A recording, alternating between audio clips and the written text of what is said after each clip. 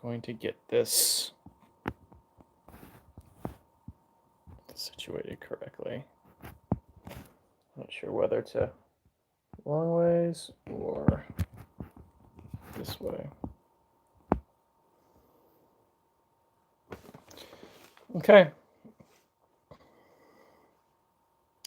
So I will go ahead and wait for a few more people to show up. I put an announcement on my Patreon, and I sent something through YouTube that I would be going live this evening.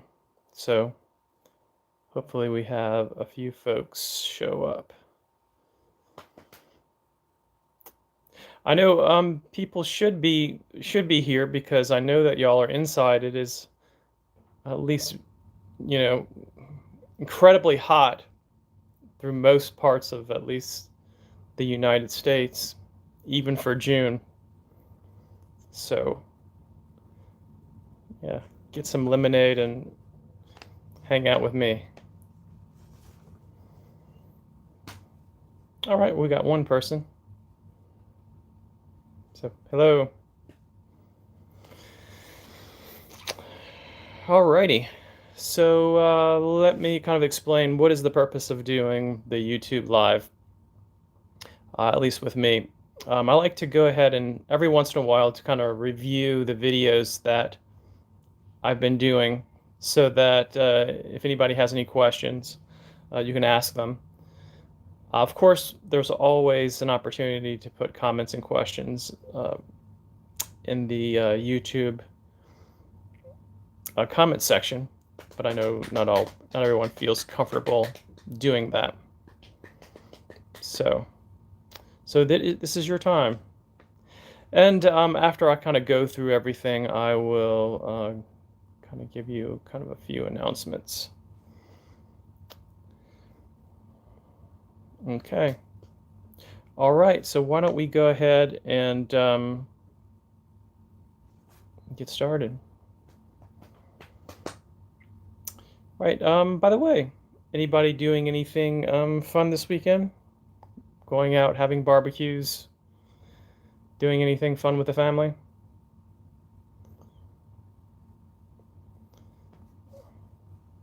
All right, well, if so,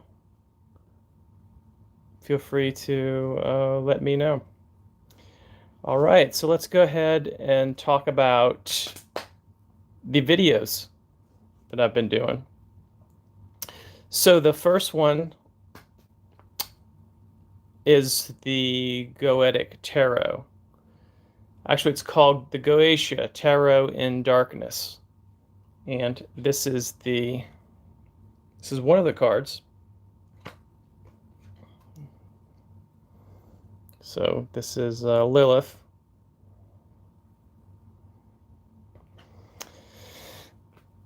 Now, one of the things about this particular deck, the Goetic Tarot in Darkness, and by the way, the artist is Fabio Listrani.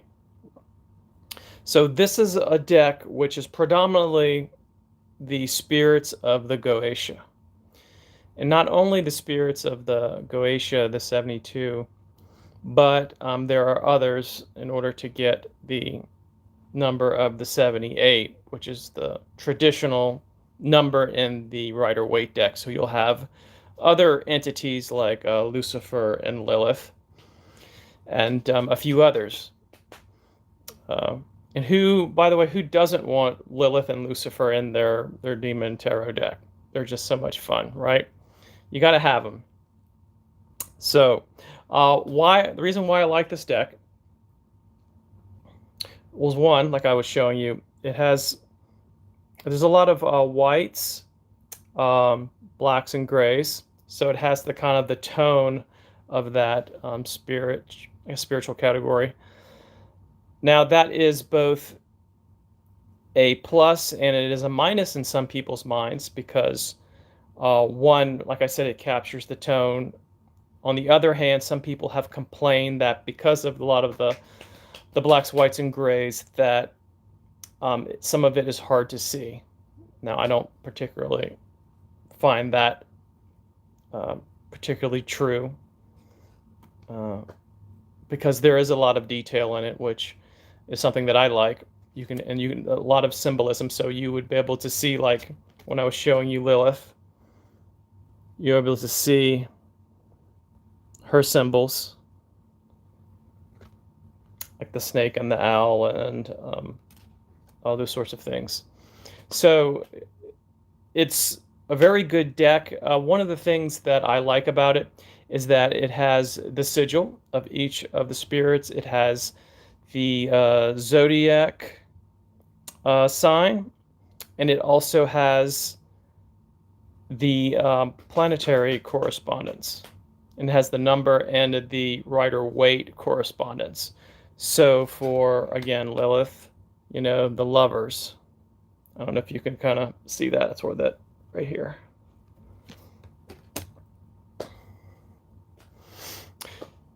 So one of the things that I like about this deck, as I was saying, is that it's good for divination. Now, if you were to use it for divination, I would say that you would need it for probably in an intermediate, or if you were at an advanced level of tarot working.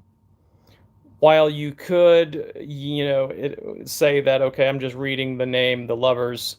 Now I know what the lovers mean, the Rider-Waite, so I'll just interpret that as Lilith as that. That would only get you so far.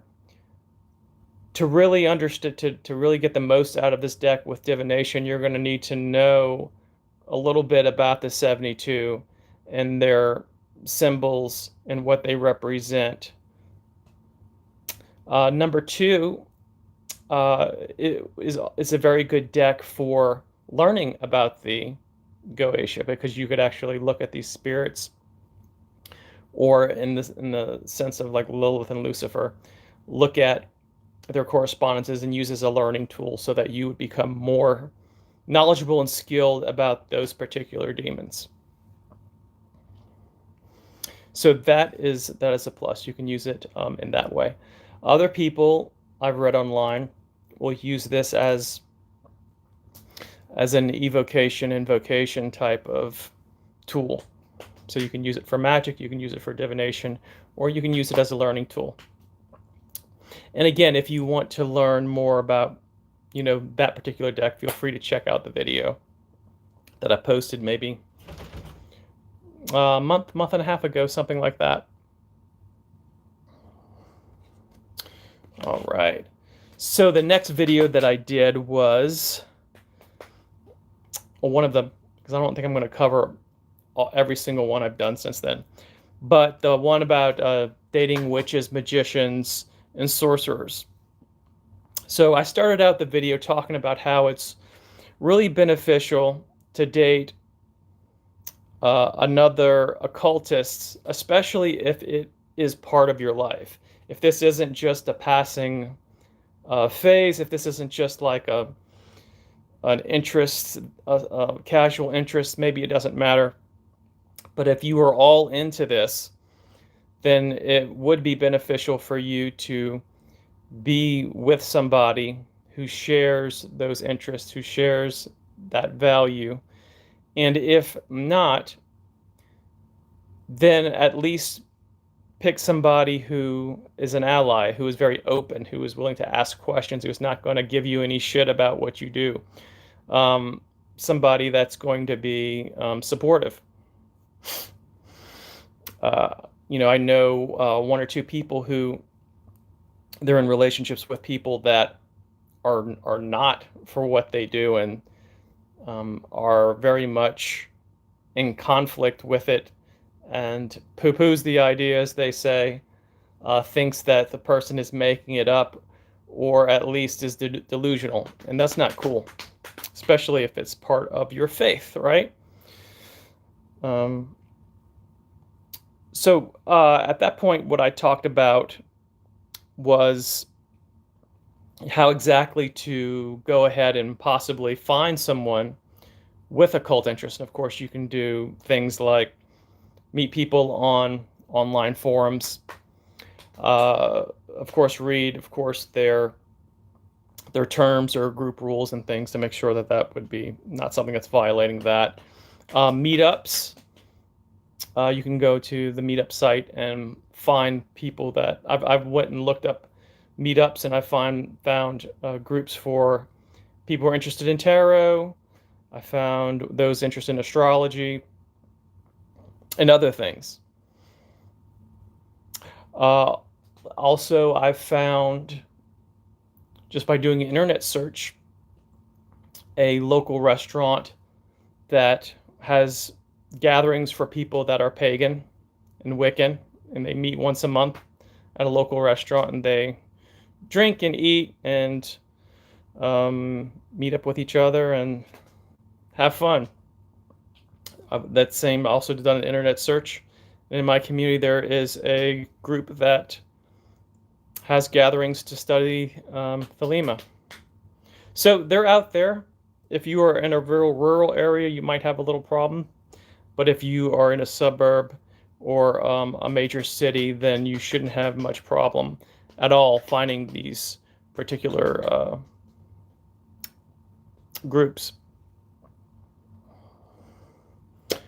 Next, and this is kind of the second part to that, and this is kind of one of the more recent videos, I did a video on the occult activities that one could do when they're in a relationship. So once that you have the person who is interested in some of the same things that you are, maybe some of the same occult activities, what do you do with them? What can you do together to bond and explore your interests? At that point, I talked about divination. If you and your partner have some skills in divination, and you feel comfortable, of course, with the bringing it to them, maybe your inquiry, your question is something possibly that doesn't relate to them, that would be probably best. You can go to them and get a reading. And you can do it for each other. And I've done this with past partners.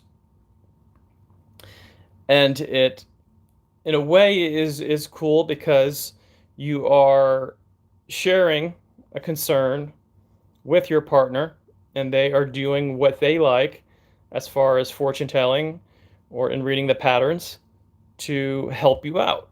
So it's kind of like a give and take.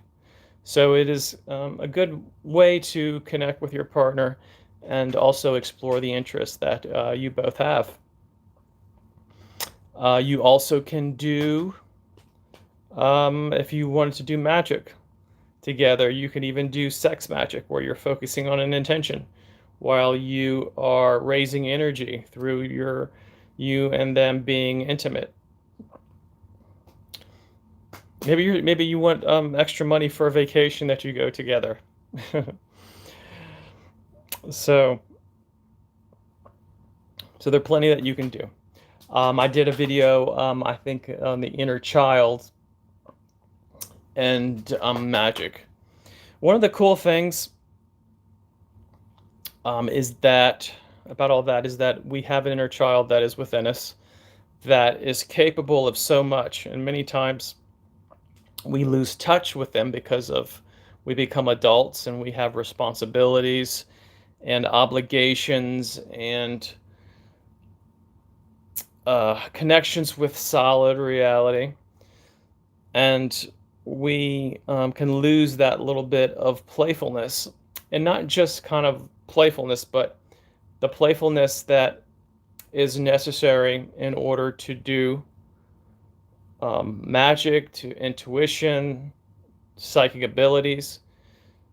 Because if you look at children, they're very sensitive and they can pick up on things very quick.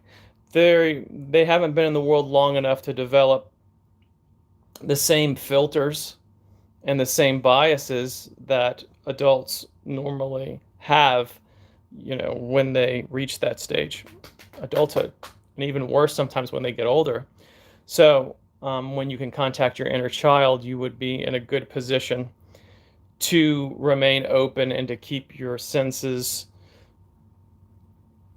very much focused on openness and flexibility and that sort of thing. So the inner child can be a very big ally in your work. Okay, let's see. Some other announcements. The attunement store, some of y'all had questions about that. I'm still putting new attunements. I just put Poyel in the store. He is good for discovering the secret thoughts of others, understanding others' emotions, developing courage in situations where you need it. So if you want a connection to God, Goddess, angel, demon, other spirit, or other energy, in order to level up your life, use it for magic, then check out the attunement store. I am about to put an angel up. Actually, I said that wrong. Bacchus is the one that I just put up. That is good for revealing the secret thoughts and of understanding emotions. Poiel, I actually shouldn't have said that. That is a surprise. I'm going to put that up in the near future. But Poiel is a Shem angel that is good for some other things that I will reveal at a later time. But I'll put a link in the description to my attunement store, so if you really want to work with these energies, and maybe you had trouble before with invocations, evocations, you'll be able to directly channel the energy. So check that out. All right, so I'm going to be doing some videos in the near future. I mentioned Bacchus, the Goetic spirit. I'm going to do one on him.